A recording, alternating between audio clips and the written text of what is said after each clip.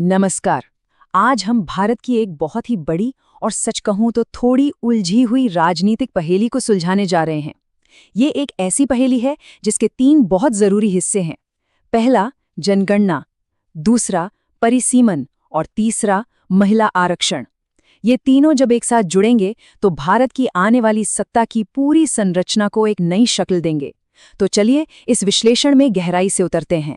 और देखिए, यही वो सवाल है जो इस पूरे विश्लेषण के दिल में है। महिला आरक्षण का बिल अब एक कानून बन चुका है, लेकिन फिर भी इसका लागू होना अभी भी दूर की बात क्यों लग रही है? इसका जवाब दरअसल एक ऐसी प्रक्रिया में छिपा है जो भारत के राजनीतिक नक्शे को ही फिर से बनाने की ताकत रखती है।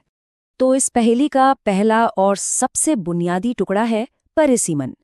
यही वो प्रक्रिया है जो असल में तय करती है कि राजनैतिक शक्ति का बंटवारा कैसे होगा। चलिए सबसे पहले ये समझते हैं कि ये आखिर है क्या और ये काम कैसे करता है। अगर सीधे साधे शब्दों में कहूं तो परिसीमन ये तय करता है कि लोकसभा और विधानसभाओं में किस राज्य से कितनी सीटें होंगी और हर एक सीट का भौगोलिक दायरा, मतलब उसकी बाउंड्री कहाँ तक होगी। लेकिन यकीन मानिए, ये सिर्फ नक्शे पर कुछ लकीरें खींचने से कहीं ज्यादा है। जरा सोचकर देखिए, अगर किसी राज्य की आबादी बहुत तेजी से बढ़ जाए लेकिन संसद में उसकी सीटें उतनी ही रहें, तो क्या वहां हर एक वोट का वजन बराबर रह जाएगा? नहीं, है ना? बस यहीं से परिसीमन की जरूरत पैदा होती है। ये सत्ता के वितरण को आबादी के हिसाब से संतुलित करने का काम करता है। परिसीमन को ये ताकत सीधे हमारे संविधान से मिलती है, खास तौर पर आर्टिकल 82 और 170 से। होता यह है कि हर जनगणना के बाद संसद कानून के जरिए एक परिसीमन आयोग बनाती है, और इस आयोग के फैसले इतने पावरफुल होते हैं कि उन्हें किसी भी अदालत में चुनौती देना लगभग नामुमकिन होता है। तो अब कहानी में एक बहुत बड़ा, एक ऐतिहासिक मोड़ आता है। साल था 1976, जब एक ऐसा फैसला लिया गया जिसने दशकों के लिए भारत के राजनीतिक नक्शे को एक जगह पर मानो रोक दिया। चलिए समझते हैं कि ये फ्रीज आखिर लगाया ही क्यों गया था। जैसा कि आप इस टाइमलाइन में साफ साफ देख सकते हैं, भारत में आज़ादी के बाद 3 बार 1952, 1963 और 1973 में परिसीमन हुआ। लेकिन फिर 1976 में 42वां संशोधन के जरिए लोकसभा सीटों की संख्या को 1971 की जनगणना के आधार पर फ्रीज कर दिया गया, और बाद में 2001 में इस फ्रीज को 2026 तक के लिए और आगे बढ़ा दिया गया। तो ये फ्रीज किया क्यों गया, इसकी वजह बहुत दिलचस्प है। देखिए, उस दौर में दक्षिण भारत के राज्य परिवार नियोजन यानी फैमिली प्लानिंग के कार्यक्रमों को बहुत अच्छे से लागू कर रहे थे, जिससे उनकी जनसंख्या बढ़ने की दर कम हो गई थी। अब अगर सीटों का बंटवारा सिर्फ आबादी के आधार पर होता तो इन राज्यों को अपनी राजनीतिक हिस्सेदारी गंवानी पड़ती।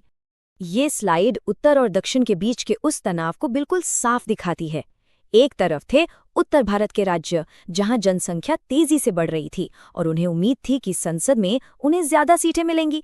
वहीं दूसरी तरफ थे दक्षिण के राज्य, जिन्होंने जनसंख्या नियंत्रण की राष्ट्रीय नीति पर बेहतर काम किया था और अब उन्हें अपनी राजनीतिक आवाज खोने का डर सता रहा था।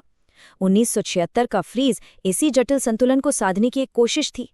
तो अब हम उस मोड़ पर आ गए हैं जहां इस पहेली के सभी टुकड़े, मतलब कानून, प्रक्रिया और इतिहास, एक साथ जुड़ने वाले हैं, और यहीं हमें हमारे उस शुरुआती सवाल का जवाब मिलने वाला है। तो ये है असली वजह। महिला आरक्षण का कानून सीधे सीधे इन 2 बड़ी शर्तों से जुड़ा हुआ है।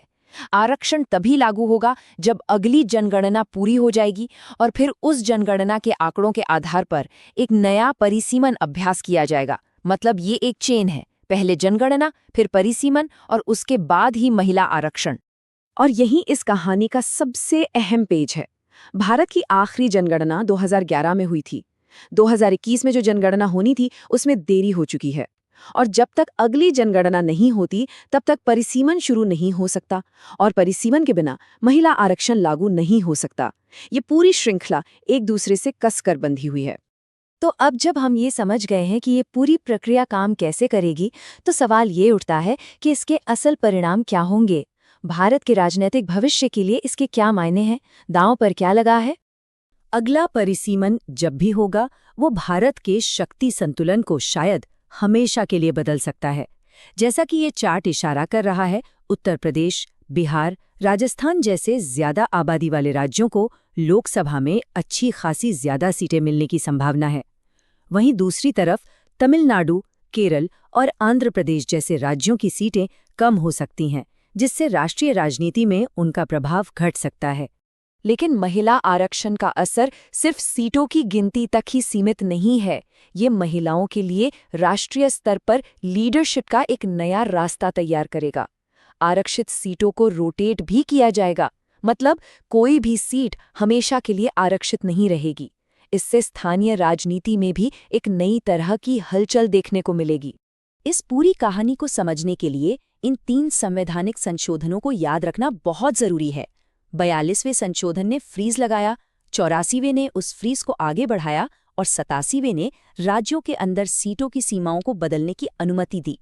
ये वो कानूनी ढांचा है जिसने दशकों तक भारत की राजनीति को आकार दिया है। तो इस पूरे विश्लेषण के बाद अब हम एक अंतिम और शायद सबसे महत्वपूर्ण सवाल पर आते हैं। ये वो चुनौती है जिसका सामना भारत को आने वाले दशक में करना ही होगा। तो अंतिम विचार ये है, जब अगला परिसीमन होगा और राजनीतिक शक्ति का केंद्र उत्तर भारत की ओर खिसकेगा, तो भारत एक व्यक्ति एक वोट के लोकतांत्रिक सिद्धांत और सभी राज्यों के बीच संघीय सद्भाव यानी फेडरल हार्मनी को एक साथ कैसे बनाए रखेगा? ये आने वाले दशक का सबसे बड़ा सवाल होने वाला है, जिस पर हम सभी को सोचना चाहिए।